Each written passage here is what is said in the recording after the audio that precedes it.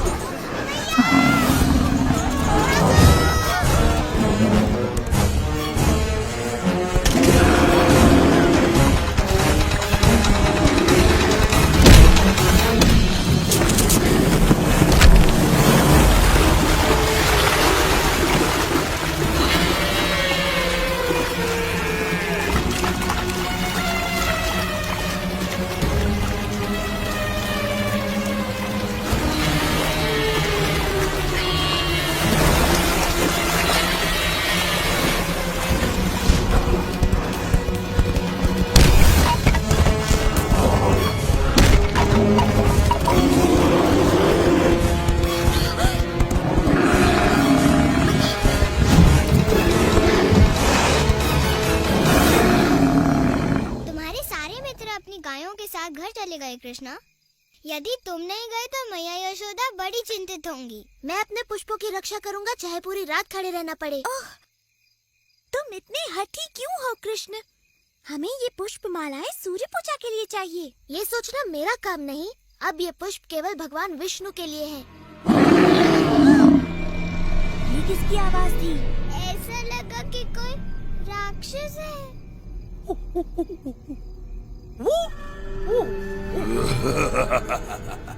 आओ कृष्णा, बचा लो अपना प्रिय वृंदावन। रुक जाओ कृष्ण, ये कोई षड्यंत्र हो भी सकता है, पर मैं वृंदावन वासियों की पुकार अनसुनी नहीं कर सकता।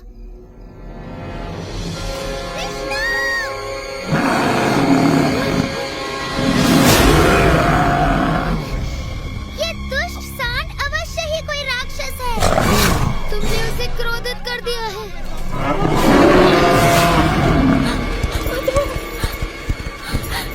इन्हें क्षमा कर दो कृष्णा।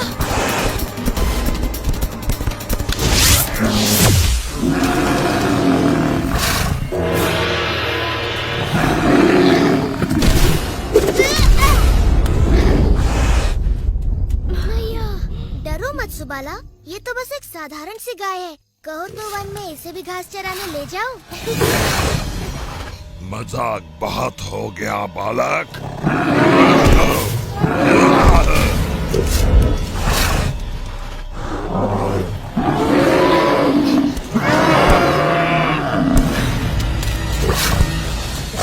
तुम कोई राक्षस नहीं हो, एक नीच और अधर्मी पशु हो। तुमने वृंदावन वासियों को क्यों भयभीत किया हुआ है?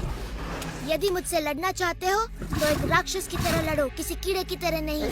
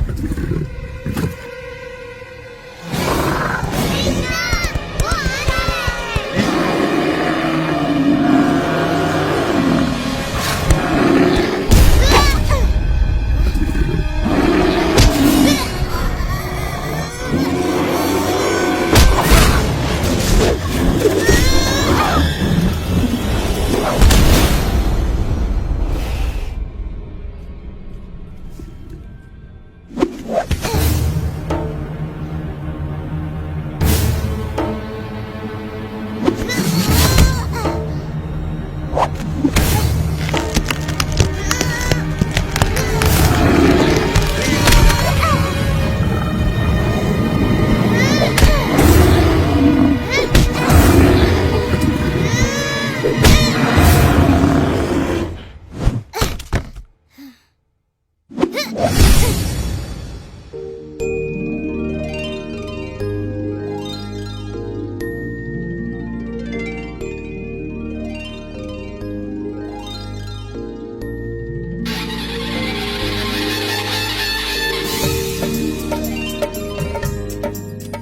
मिठाई खाओ मेरे प्रिय कृष्णा।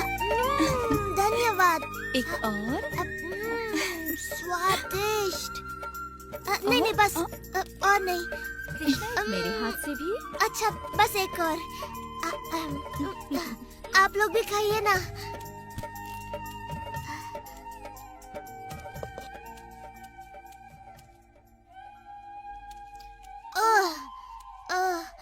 खा खा कर तो मेरे पेट की हांडी बन गई। अब थोड़ा विश्राम हो जाए। अब मुझे उलट चाहिए। वाह मेरे भाई, आज तो तुमने अपने कारनामों में एक और नया कारनामा जोड़ दिया। तुम्हारा मतलब है अपने पापों की सूची में एक और पाप? तो अब हमारे सदाचारी कृष्ण ने एक सांड को भी मार डाला है। वो कोई साधारण सांड नहीं था, बल्कि एक राक्षस था, वो भी सांड के वेश में। ओ कृष्ण, चाहे जो हो, वो था तो गौ जाति का ही ना। अब तुम्हें गौ हत्या का पाप लगेगा। ठीक है, मैं कल यमुना में स्नान कर पाप धो लूंगा। उससे कुछ नहीं होने वाला। ललिता सही कहती है, ये घोर पाप है और इसे धोने के लिए तुम्हें संसार की सारी पवित्र नदियों में स्नान करना ही पड़ेगा।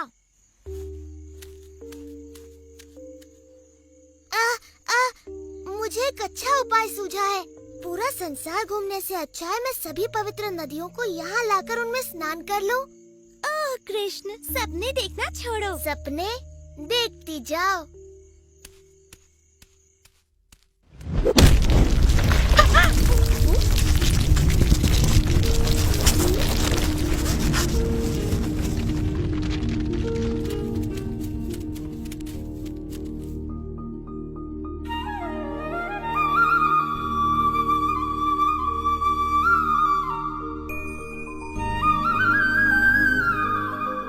मैं हूँ गंगा, पर्वतों के राजा, हिमवान की पुत्री।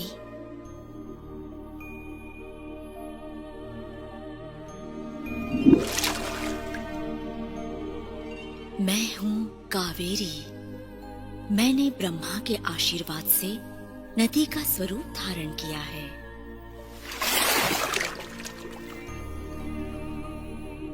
मैं गोदावरी हूँ। मेरा जल आप ही की तरह मधुर है श्री कृष्णा। मैं हूँ सरस्वती। मेरा नाम सदा वेदों, संतों और भगवान विष्णु के साथ लिया जाता है। मैं नर्मदा हूँ। मेरा जन्म भगवान शिव के शरीर से हुआ है। और मैं हूँ आपकी प्रिय यमुना, सूर्य देव की पुत्री, यम की बहन। आपके स्पर्श मात्र से मैं पवित्र हो जाऊंगी। कृपया मेरे जल में प्रवेश करें। ये मेरा सौभाग्य होगा।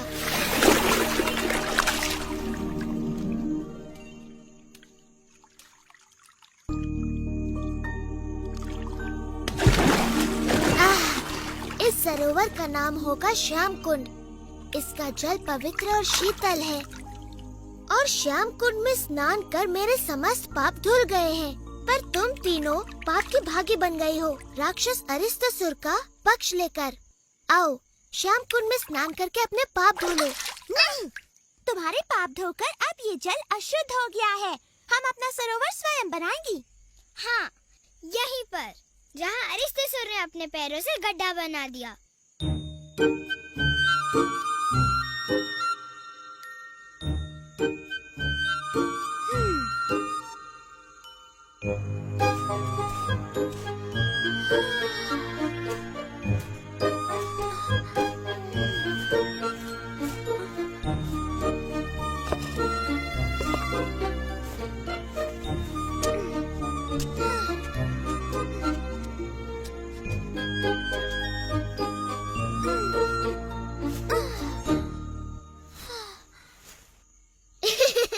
बड़ा सुंदर गड्ढा खोदा है तुमने राधा, पर इसमें जल तो दिख नहीं रहा।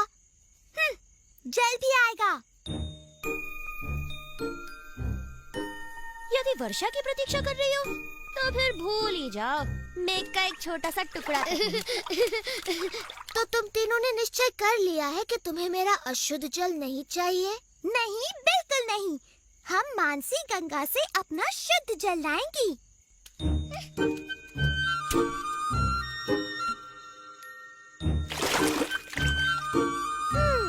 क्या मुझे इनकी सहायता करनी चाहिए बलराम? तुम्हारी सहायता के बिना ये कुछ नहीं कर पाएंगी भाई।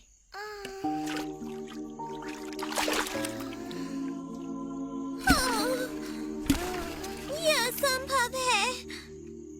ऐसे तो सरोवर बनने में पूरा जीवन लग जाएगा।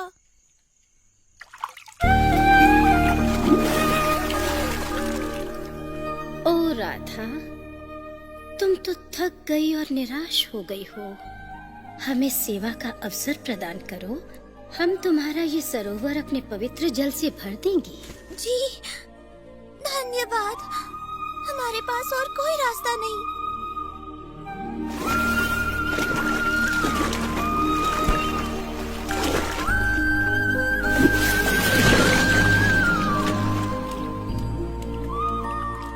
तुम्हारा सरोवर राधा कुंड तो मेरे सरोवर से भी कहीं अधिक सुंदर है। ये सरोवर सदा मेरा प्रिय रहेगा और मैं यहाँ प्रतिदिन स्नान करूँगा। तुम्हारा सरोवर भी बड़ा सुंदर है कृष्णा। मैं प्रतिदिन यहाँ अपनी सखियों के साथ स्नान और जल क्रीड़ा किया करूँगी।